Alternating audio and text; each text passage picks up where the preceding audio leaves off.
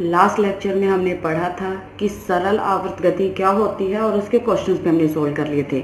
मैंने आप लोगों को क्वेश्चन सेंड कर दिए हैं, ठीक है। अगर आप लोगों को किसी भी क्वेश्चंस में कोई भी डाउट है तो आप मुझे बता दीजिए, मैं आपको उस फिर से सोल्व करा दूंगी। क्लियर है। नेक्स्ट टॉपिक है हमारा प्रत्यास्थ डोरियों के लिए हुक्स नियम, और ये उस यूनिट का लास्ट टॉपिक है, हुक्स नियम और इसकी दो प्रॉपर्टीज और उनके क्वेश्चन। उसके बाद हमारी ये यूनिट कंप्लीट हो जाएगी। प्रत्यास्थ डोरियों के लिए हुक्स का नियम क्या होता है वो हमें देखते हैं। प्रत्यास्थ डोरी यानी कोई भी अगर हमारे पास रस्सी है और उस रस्सी में जब कोई खिंचाव या बल लगता है तो उसमें क्या कंडीशंस होती हैं, उसके लिए हुक्स ने एक अपना नियम दिया था। जो क्या होता है, किसी विस्तृत प्रत्यास्थ डोरी का तनाव उसकी लंबाई में प्रति इकाई विस्तार के समानुपाती होता है। कि यानी किसी विस्तृत प्रत्यास्थ डोरी का तनाव, एक डोरी है हमारे प्रत्यास्थ, उसमें क्या किया हमने तनाव, उसमें जब पहले इस डायग्राम से हम समझते हैं कि ये हमारी एक रस्सी है, ठीक है। ये O है जो स्थिर बिंदु है, ये बिंदु A है और ये बिंदु B है। हमने मान लिया कि हमारा कोई भी कण, ठीक है, यहाँ इस बिंदु A पर स्थित है। क्लियर है। इस बिंदु A पर स्थित है और O से A की दूरी है L है। जब हम इस बिंदु A पर बल लगाते हैं, ठीक है, जब इस पर बल लगाते हैं कोई भी, तो कण में इस रस्सी में तनाव पैदा होता है और जहां से कण में क्या होता है, A से बिंदु B तक चला जाता है। यानी जब हमने बल लगाया है तो उस बल के कारण हमारा जो कण है वो बिंदु A से बिंदु B तक पहुंच जाता है, जिसे इतना ही खींचकर छोड़ दिया जाता है, जिससे इस रस्सी में क्या पैदा होता है, तनाव पैदा होता है। क्लियर है। तो किसी भी विस्तृत प्रत्यास्थ डोरी का तनाव, कि एक डोरी है जिसमें हमने विस्तृत की है यानी उसको खींचा है बल लगाकर, तो जो उस डोरी का तनाव है वो उसकी लंबाई में प्रति इकाई विस्तार यानी जब आपने उस डोरी में बल लगाया और उस डोरी में जो खिंचा हुआ है, तो अगर डोरी में खिंचा होगा तो उसकी लंबाई भी क्या होगी, बढ़ेगी। उसी लंबाई की क्या होता है, समानुपाती। तो किसी विस्तृत प्रत्यास्थ डोरी का तनाव उसकी लंबाई में, ठीक है, प्रति इकाई विस्तार के समानुपाती होता है। क्लियर है। लंबाई होगी वास्तविक और प्रति इकाई विस्तार यानी जो आपने उसमें विस्तृत की है, बड़ी है। अब जैसे ये वापस है, ये हमारे पास है स्प्रिंग डोरी है, ये O स्थिर बिंदु है, ये बिंदु A है। O से A की दूरी क्या है, L है। किसी भी समय पर हमारा जो कण है वो इस बिंदु A पर स्थित है। जब हमने इस पर कोई बल लगाया है तो बल के कारण इस रस्सी में क्या पैदा हुआ है, खिंचाव यानी तनाव हुआ है, वो क्या है, T, जिससे कण खींचकर किस पे आ गया है, बिंदु B पर। तो O से B के बीच की दूरी क्या हो चुकी है, x हो चुकी है। क्लियर है। तो यही है, यदि x प्रत्यास्थ डोरी की लंबाई में विस्तार है, क्योंकि हमने जब बल लगाया था तो इसमें तनाव हुआ था, जिससे इसकी लंबाई में भी क्या होगी, वृद्धि होगी, और उस लंबाई में वृद्धि क्या है, x है। क्लियर है। तो x तो क्या है, इस डोरी की लंबाई में विस्तार यानी वृद्धि हुई, जो लंबाई में वृद्धि हुई है वो लंबाई है, और L क्या है, इस डोरी की वास्तविक लंबाई, क्योंकि पहले हमारे पास सिर्फ इतना ही डिफाइन था ये डायग्राम। क्लियर है। ये कुछ भी नहीं था, सिर्फ इतना ही था, बिंदु O स्थिर है, A है, O से A की बीच की दूरी L है। क्लियर है। उसके बाद जब हमने इस पर बल लगाया तो रस्सी में खिंचाव हुआ, जिससे हमारा कण खींचकर बिंदु B तक पहुंच गया, और फिर उसकी जो लंबाई में वृद्धि हुई वो क्या है, x है। क्लियर है।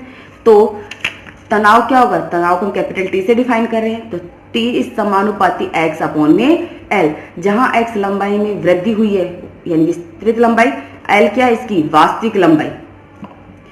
जब समानुपाती का साइन हटाएंगे तो एक कांस्टेंट आएगा जो कि लैम्ब्डा है।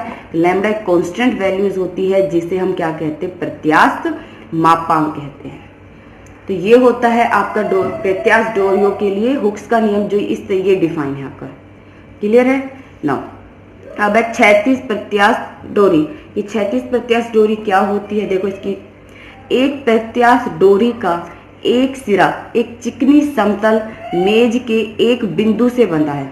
ठीक है, हमारी एक डोरी है प्रत्यास्थ डोरी, उसका एक सिरा तो किससे बंधा है, एक चिकनी समतल मेज के एक बिंदु से बंधा है उस डोरी का, और दूसरे सिरे से एक एम सहती का कण बना है। एक सिरे पर तो क्या बंधा हुआ है, एक बिंदु से बंधा हुआ है समतल मेज पे, और दूसरा सिरे पर एक एम सहती यानी एक कण है जिसका भार कितना है, एम है, वो बंधा हुआ है। कण को कुछ दूरी तक खींचा गया और छोड़ दिया। कण को हमने बल लगाया और बल के कारण उसको कुछ दूरी तक तो खींचा और उस दूरी तक खींचने के बाद उसे छोड़ दिया, तो कण की गति क्या होगी ये हमें फाइंड करना है। तो एक प्रत्यास्थ डोरी है जिसका एक सिरा तो एक समतल में जो कि चिकनी है उसके बिंदु से बंधा है और दूसरे सिरे पर एक कण बंधा हुआ है जिसका भार कितना है, m है, यानी द्रव्यमान जिसे हम बोलते हैं। कण को हमने बल लगाकर कुछ दूरी तक खींचा और खींचकर उसे फिर छोड़ दिया, तो कण की गति क्या होगी हमें ये फाइंड करनी है। क्लियर है? ये देखिए, ये मेरा इसका डायग्राम है। क्लियर है? ये रस्सी है मेरी, O स्थिर बिंदु है, ये बिंदु A है। ठीक है, तो OA तो क्या होगी मेरी एक प्रत्यास्थ डोरी। सिर्फ ये डायग्राम कंप्लीट है तो आप इसको इसी में समझो। O एक स्थिर बिंदु है और OA क्या है, प्रत्यास्थ डोरी है। क्लियर है? नाउ अब है कि जब इस बिंदु A पर हमने क्या लगाया, M सहती का जो एक कण है वो किस पे बंधा हुआ है, इस बिंदु A पर बंधा हुआ है, और एक सिरा है जो कि किस पे B डैश, ये समतल में से बंधा हुआ है। तो इसका तो हम रिजल्ट डिक्लेयर नहीं करेंगे, सिर्फ ये करेंगे। आगे बात समझ में? नाउ अब इस बिंदु पर हमने क्या किया है, बल लगाया, तो उस बल के कारण इस डोरी में क्या हुआ, तनाव पैदा हुआ, जिससे कण खिंचकर किस पे आ गया, बिंदु B तक आ गया और उसे हमने छोड़ दिया है। क्लियर है? ये एक बिंदु P है जिसकी दूरी x है। बाकी हम यहाँ से क्लियर करते हैं। OA के बीच की दूरी L है, A से P के बीच की दूरी x है और A से B के बीच की दूरी P है। ये यहाँ पर क्या है, जब हम PV बिंदु खिंचाव में ही डिफाइन किया गया है कि जब आपने इस बिंदु A पर बल लगाया है तो उस बल के कारण रस्सी में क्या हुआ, खिंचाव पैदा हुआ है, जिससे कण बिंदु B पर पहुंच गया। तो किसी समय T पर तो कण है वो इस बिंदु P पर पहुंचा, उसके बाद थोड़ा और खिंचाव किया तो वो बिंदु B तक पहुंच गया। क्लियर है? तो माना O एक स्थिर बिंदु है तथा OA एक प्रत्यास्थ डोरी है जिसकी वास्तविक लंबाई OA = L है। हमने मान लिया कि जो हमारा O है वो स्थिर बिंदु है और OA क्या है, प्रत्यास्थ डोरी है जिसकी लंबाई क्या है, L है। M सहती का एक कण बिंदु A पर बंधा है। M द्रव्यमान का जो कण है वो किस पे बंधा हुआ है, बिंदु A पर बंधा है। हमने क्लियर कर लिया जो थ्योरी दी हुई है। बिंदु A पर तनाव T, कैपिटल T लगाकर कण को बिंदु B तक खींचकर छोड़ दिया। हमने इस बिंदु A पर तनाव T लगाया और उस तनाव को लगाने के बाद कण को हमने कहां तक खींचा, बिंदु B तक खींचा और फिर यहां पर उसे छोड़ दिया। क्लियर? तो माना कि A B के बीच की दूरी क्या है, स्मॉल b है। क्लियर है? नाउ अगेन पुनः माना कि समय t पर कण की स्थिति P है। हमने मान लिया कि किसी समय t पर जो हमारा कण है वो किस पर स्थित है, बिंदु P पर स्थित है। क्लियर? ये हमारा बिंदु P हो गया। और मैंने आपको बता दिया है कि जब आपने बिंदु A पर तनाव लगाया तो कण को B तक खींच के छोड़ दिया है, तो किसी समय t डिफाइन, जो टाइम है वो डिफाइन होगा, वो टाइम t इस पर स्थित है जिस पर बिंदु P स्थित है और AP के बीच की दूरी क्या है, x है। क्लियर है ये चीज? तो यही है हमारा कि पुनः हमने माना कि t समय पर कण की स्थिति क्या है, P है, जहां AP = x है। क्लियर है? नाउ समय t पर डोरी में तनाव T हो, कि किसी समय t पर डोरी में जो तनाव पैदा हुआ है वो क्या है, T है, तो हुक्स के नियम से क्या होगा, T = λx/L, जहां लैम्बडा क्या होता है, प्रत्यास्थ मापांक होता है ना। अब कण की गति का समीकरण डिफाइन करते हैं तो क्या होगा, md2x/dt²। ये तो हमने पढ़ी है कण की गति की समीकरण, जहां m कांस्टेंट वैल्यू किसके बराबर होगी, -t। यहाँ -t किस लिए डिफाइन किया है, क्योंकि जो कण है, ठीक है, वो स्थिर बिंदु से इधर की तरफ जा रहा है और हमें पता है कि जो पॉजिटिव और नेगेटिव साइन होते हैं वो दिशा की तरफ डिफाइन होते हैं। तो यहाँ जो मेरा कण है वो O से स्थिर बिंदु से इधर की तरफ जा रहा है, इसे खिंचाव पैदा होने के कारण, इसलिए जो साइन है वो क्या हुआ है, नेगेटिव डिफाइन किया है। क्लियर है? t की वैल्यू क्या है, λx/L। तो यहाँ से d2x/dt² क्या हो गया, -λ/ml × x। अगर हम ये देखें तो समीकरण तो हमारी किसकी समीकरण है, सरल आवर्त गति की समीकरण है। कैसे है, क्योंकि हमने सरल आवर्त गति की समीकरण ये पढ़ी थी, d2x/dt² = -μx। समीकरण 2 और 3 की तुलना करें तो μ क्या होगा, λ/ml। तो यानी जो समीकरण 2 है, कण की जो गति होगी वो कैसी होगी, सरल आवर्त गति होगी।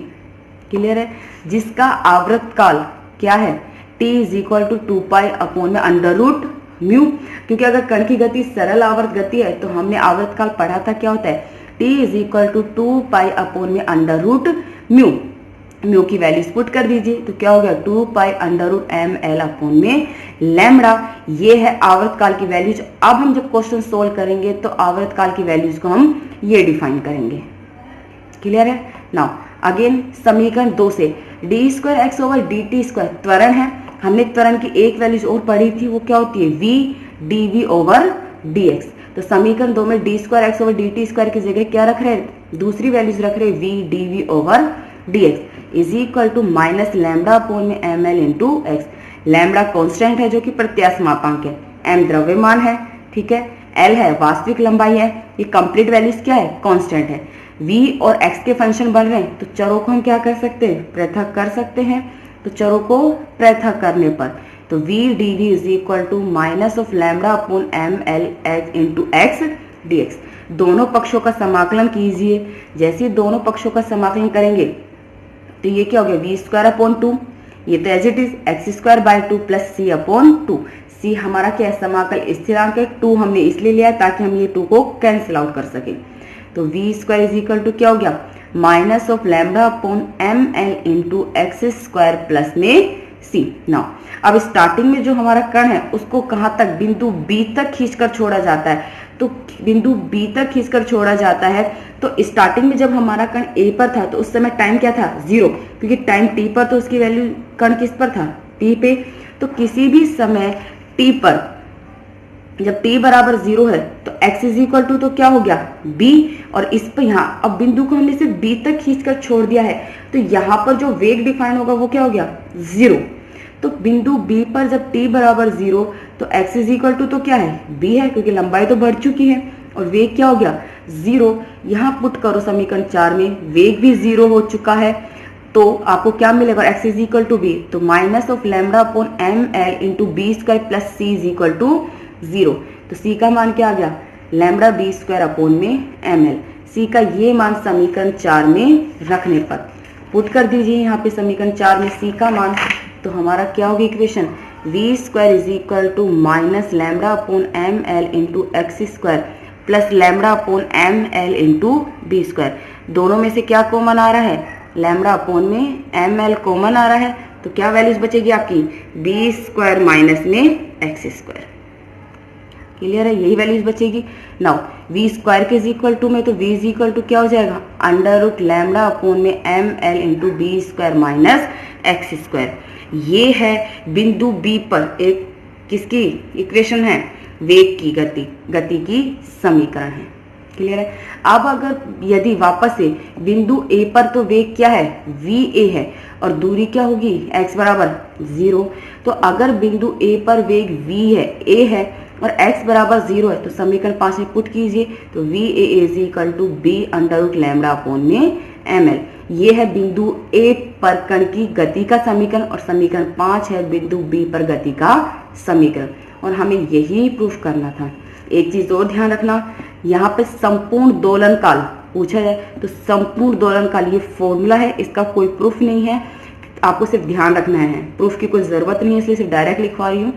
2 into pi plus 2 under root ml upon में लैम्बडा, जहाँ लैम्बडा प्रत्यास्थ मापांक है, m द्रव्यमान है, भार है, लैम्बडा वास्तविक लंबाई है। ये जो फॉर्मूला है ये होता है संपूर्ण दोलन काल का। क्लियर है। तो ये थे वोक्स नियम और उसकी 36 प्रत्यास्थ डोरी। अब हम इसके क्वेश्चंस करेंगे और इसके बाद एक डेरिवेशन और है और उसके बाद आपकी ये यूनिट कंप्लीट हो जाएगी। ठीक है। अगर आपको कोई डाउट है या कोई चीज समझ में नहीं आई है तो आप मुझे बता देना, मैं आपको फिर से रिपीट कर दूंगी। ओके।